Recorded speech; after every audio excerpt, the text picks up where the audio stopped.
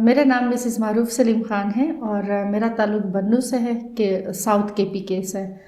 اور باقی میں نے پی ٹی آئی میں جو پراپرلی، ویسے تو اسکول کے زمانے سے خان صاحب کے ساتھ شوکت خانم کے فنڈ ریزنگ وغیرہ میں ہم لوگ پیش رہے ہیں. میں جب اس وقت 8th کلاس میں تھی، لیکن پھر پراپرلی پی ٹی آئی کو میں نے جوائن کیا ہے 2011 میں.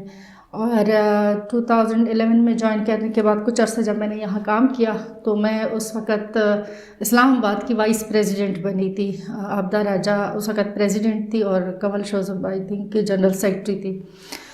لیکن خان صاحب نے پھر مجھے حکم دیا کہ آپ، ایک میٹنگ میں اس طرح ملاقات ہوئی تو انہوں نے کہا کہ آپ یہاں کام نہ کریں کیونکہ یہاں خواتین بہت ہے، لیکن ہمارا جو علاقہ ہے انہوں نے مجھ سے پوچھا کہ آپ کہاں کی ہو. میں نے کہا کہ میں بنو کی ہوں، کے پی سے میرا تعلق ہے. تو انہوں نے کہا کہ آپ یہاں کام نہ کریں، آپ اپنے علاقے جائیں، وہاں پر ویمن ونگ بنائیں، وہاں پر ویمنس کو جو پولیٹیکل ایکٹیویٹیز ہیں اس میں آپ لے آئے. تو پھر میں وہاں گئی 2011 میں 12 میں وہاں گئی بنو. میں نے وہاں پر ویمن ونگ بنائے، پھر میں وہاں کی پہلی ویمن ونگ کی پریزیڈنٹ بنی. اس کے بعد پھر میں نے پورے ساؤتھ میں کام شروع کیا. اس وقت ہمارے ٹوٹل 7 ڈسٹرکٹس تھے، کوہاٹ سے لے کے ڈی آئی خان تک، اور الحمدللہ میں نے وہاں کام کیا. میں نے وہاں ویمن ونگز بنائی اور اس کے بعد میں ساؤتھ کے پی کے کی پریزیڈنٹ بنی. اور یہ سفر یوں ہی چلتا رہا. بیچ میں کچھ ٹائم کے لیے میں پارٹی ایکٹیویٹی سے تھوڑا سا پرسنل کچھ معاملات اس کی وجہ سے میں نے ایک طرح سے آف کیا. اور کیونکہ بچے میرے بہت چھوٹے تھے اس وقت جب میں نے کام شروع کیا، بالکل میرا بیٹا اس وقت 9 مہینوں کا تھا.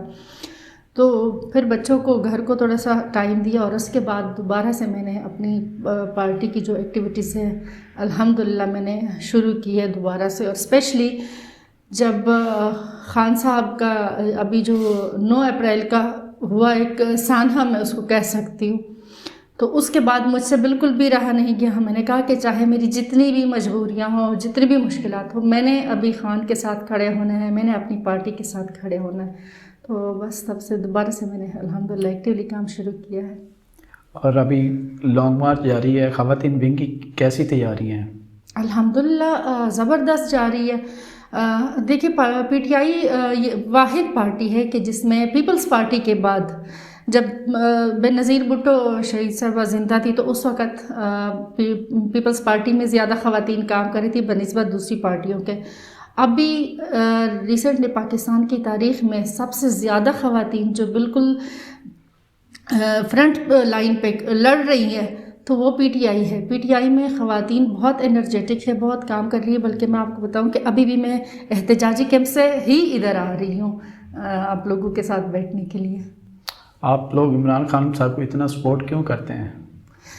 دیکھیں عمران خان جو ہے نا، میں اکثر کہتی ہوں کہ وہ آخری امید ہے، وہ امید سحر ہے.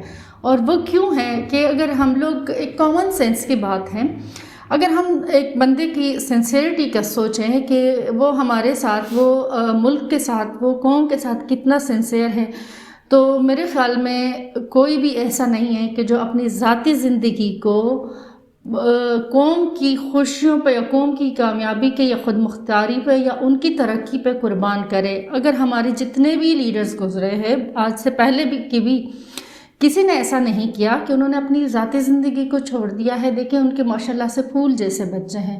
ہم میں سے کوئی بھی اس چیز کے لیے تیار نہیں ہے کہ اپنے بچوں کو اپنی ذاتی زندگی کو چھوڑ کے قوم کے لیے لڑنا شروع کرے. عمران خان کی سنسیئرٹی پہ تو کوئی شک ہی نہیں ہو سکتا. نہ ان کی باہر کوئی جائیدادیں ہیں، وہ شروع سے الحمدللہ وہ وزیر اعظم بھی رہے ہیں، تب بھی ان کی نہ کوئی جائیدادیں بنی، نہ کوئی فیکٹریز بنی، نہ کوئی ان کے باہر کاروبار ہے، نہ یہاں پہ اس طرح کا کچھ ہے. وہ بندہ ہمیشہ حق اور سچ کے ساتھ کھڑا ہے اور اس میں کوئی دو رائے ہے ہی نہیں.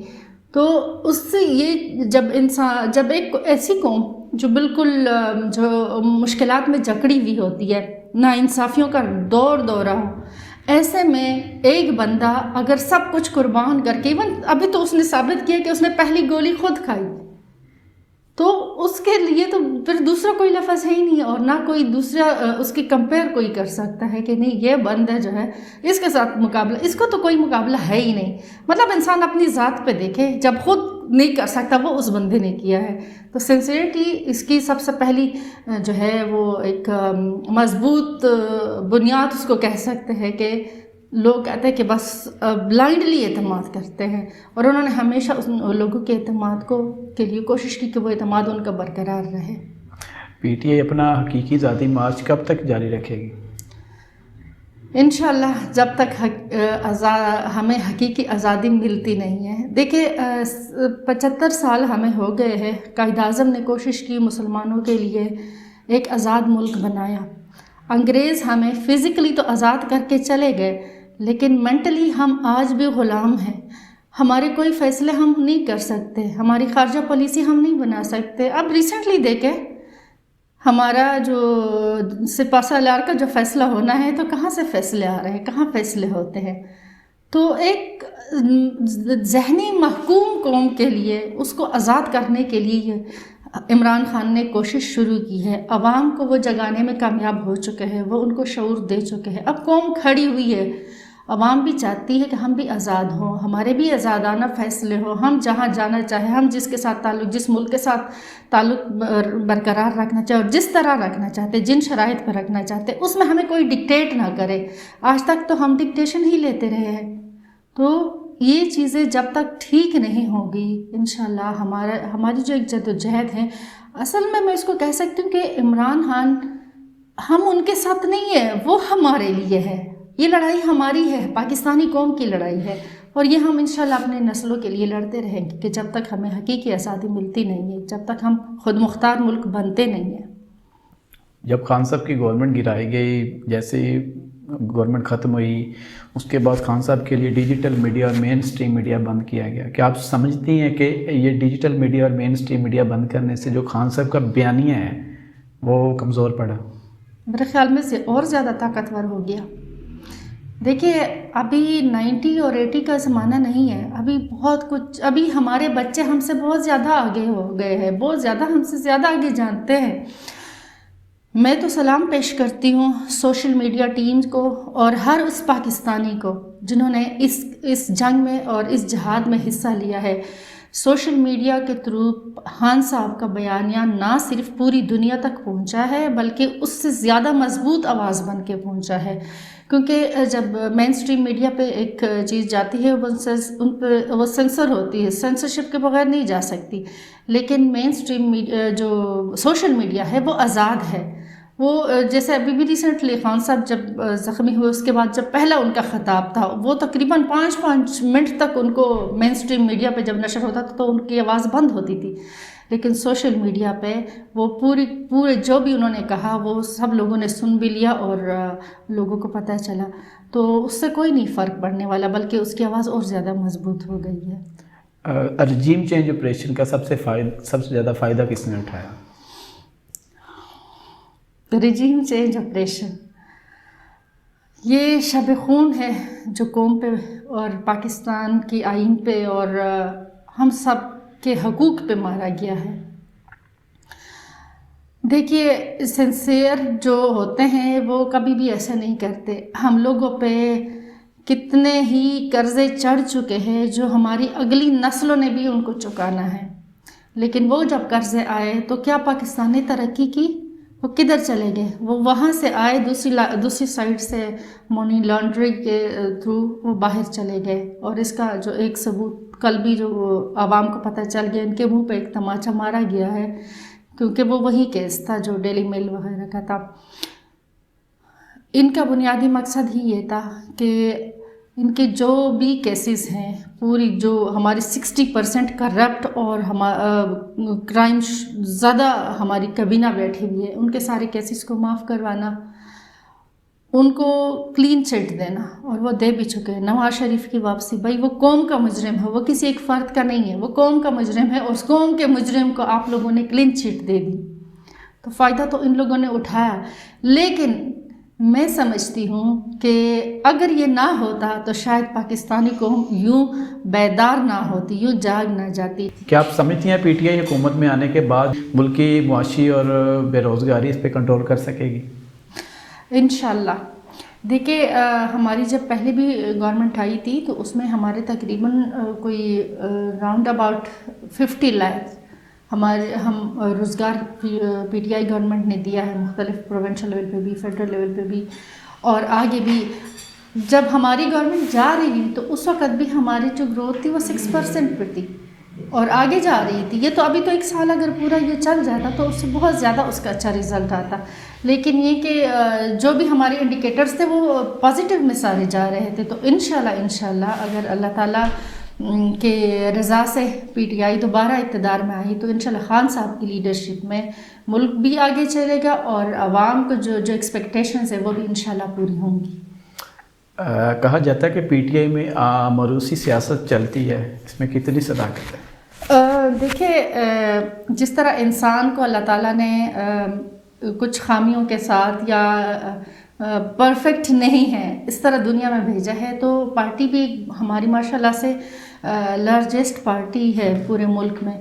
طرح طرح کی چیزیں اس میں ہو سکتی ہے، لیکن ہمارا کوئی بھی ورکر اس طرح نہیں ہوگا یا ہمارا کوئی بھی ایم این اے، ایم پی اے یا کہیں پہ بھی کہ وہ جو گھر سے اٹھ کے آ جائیں. انہوں نے کوئی نہ کوئی کسی نہ کسی لیول پہ جدوجہد کی ہوگی. ہماری لیڈرشپ کا یہ ہے، ورنہ خان صاحب کے بچے ہیں تو ہم ابھی وہ لائن میں لگ جاتے ہیں، لیکن ہمارا ایسا نہیں ہے. اکثر کویسچن کیا جاتا ہے ہمارے کے پی میں خٹک صاحب پہ کہ جی ان کی پوری فیملی اس میں ہے. تو بھائی ان کی فیملی ٹھیک ہے اس میں ہے، لیکن وہ اپنے طور پر انہوں نے جدوجہد کی ہے، وہ تحریک کا حصہ رہے ہیں، وہ اسی طرح یوں ہی گھر سے اٹھ کے نہیں آئے. اور اس طرح شاہ صاحب کبھی کہتے ہیں ملتان میں کہ ان کے بھی بچے ہیں، تو ان کے بچوں نے بھی جدوجہد کی ہے. لیکن بنیادی طور پر ہم خود اس چیز کو زیادہ نہیں اپریشیٹ کرتے کہ نہیں ہونا چاہیے کوئی بھی اگر اس طرح کوئی گھر سے اٹھ کے آ جائے. تو تھوڑا بہت اگر ہو بھی، لیکن اوورال اس طرح ہمارا نہیں ہے. کیونکہ اب میں آپ کو کہوں میرا کوئی پولیٹیکل بیک گراؤنڈ نہیں ہے. میرے ساتھ اور بھی میری کولیگز ہیں جو ایم پی اے بھی بن چکی ہے، جو ایم این اے بھی بن چکی ہے. ان میں سے کسی کا پولیٹیکل بیک گراؤنڈ نہیں ہے، وہ کسی کی بڑے بندے کی بیٹی نہیں ہے یا بڑے بندے کی بہو نہیں ہے، لیکن وہ ایم این اے بھی ہے، وہ ایم پی اے بھی ہے، وہ ہر لیول پہ لیڈرشپ میں ہے.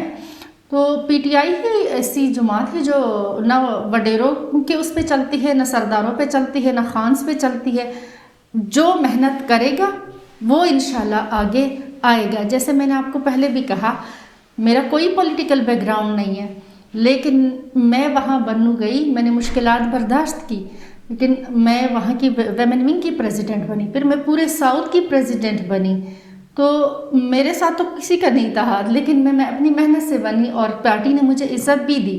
تو یہ ایسا نہیں ہے کہ موروثی سیاست کا ہے، آٹے میں نمک کے برابر ہو بھی، لیکن اوورال ایسا نہیں ہے. لانگ مارچ کے والے سے آپ کے علاقے بنو سے کتنے ہزار لوگ اسلام آباد مارچ کے لیے آ رہے ہیں؟ ماشاءاللہ سے ہمارے تو پہلے بھی مطلب اگر یوں کہے کہ لانگ مارچ میں ہمارے کے پی آدھے سے زیادہ ہمارے کے پی کے کارکن ہوتے ہیں، کے پی کے لوگ ہوتے ہیں. وہاں لوگوں میں ایک جذبہ ہے اور ان کو کہنے کی ضرورت نہیں ہوتی. جیسے میں اگر لاسٹ ٹائم بھی جب تھا تو میں نے صرف بابا کو فون کیا، میں نے کہا کہ بابا آپ دیکھیں کہ کتنے لوگ آنا چاہتے ہیں. وہ کہتے بیٹا بہت زیادہ لوگ آنا چاہتے ہیں، کیونکہ ہم لوگوں نے گاڑیوں کا ان کے لیے سارا کرنا تھا. ظاہر دور سے ہوتے، ہر ایک کی اتنی استطاعت نہیں ہوتی کہ وہ خود سے آئے. تو اس میں یہ نہیں تھا کہ پی ٹی آئی کے کارکن، عام لوگ جانا چاہ رہے تھے. اور اس دفعہ تو اس سے بھی زیادہ جوش و جذبہ ہے اور بہت زیادہ لوگوں کا ہے. انشاءاللہ اللہ میں تو دعا کروں گی کہ یہاں تک نوبت نہ پہنچے کہ اتنی تعداد میں مختلف صوبوں سے، مختلف شہروں سے، قصبوں سے، گاؤں سے لوگ اسلام آباد آئیں، کیونکہ یہاں اگر آ گئے تو بہت زیادہ حالات خراب ہوں گے، ان کو سنبھالنا ہی ان کے لیے مشکل ہوگا. اللہ نہ کرے کہ وہ نوبت آ جائے، لیکن اگر آئے تو اس میں کوئی شک نہیں ہے کہ لاکھوں کی تعداد میں لوگ آئیں گے. اور اس میں پی ٹی آئی کے ورکرز نہیں، عام عوام جو ہے وہ بہت شدید غصے میں ہے. ہم تو ہمیشہ خان صاحب نے تو ہمیشہ اسی کا کہا ہے، انہوں نے کنٹرول کیا. جیسے ابھی ریسنٹلی جو دھرنا تھا تو خان صاحب نے تو حکم ہی نہیں دیا تھا، لیکن پھر بھی موٹر وے جگہ جگہ پہ بلاکس، بڑے شہر چھوٹے شہر ہر جگہ پہ ان کے روڈز بلاک تھے، احتجاج ہو رہے تھے. خان صاحب نے خود کہا کہ بھائی نہیں، عوام کو تکلیف ہے اس سے، تو آپ لوگ نہ کریں احتجاج. تو پی ٹی آئی کے لیے یہ کوئی مشکل نہیں ہے، کیونکہ وہاں لوگ خود آتے ہیں، عوام خود آتی ہے، ورکرز کی تو ضرورت ہی نہیں ہوتی کہ وہ ورکرز ہی آئیں گے تو پھر ہمارا احتجاج کمپلیٹ ہوں گے، یا کیونکہ لوگ خود چاہتے ہیں، خود لوگ چینج چاہتے ہیں، لوگ چاہتے ہیں کہ ہم بھی آزاد ہو جائیں، ہم بھی کھڑے ہوں، ہم بھی دوسرے ملکوں میں جب جاتے ہیں نا تو ہماری بھی عزت ہو۔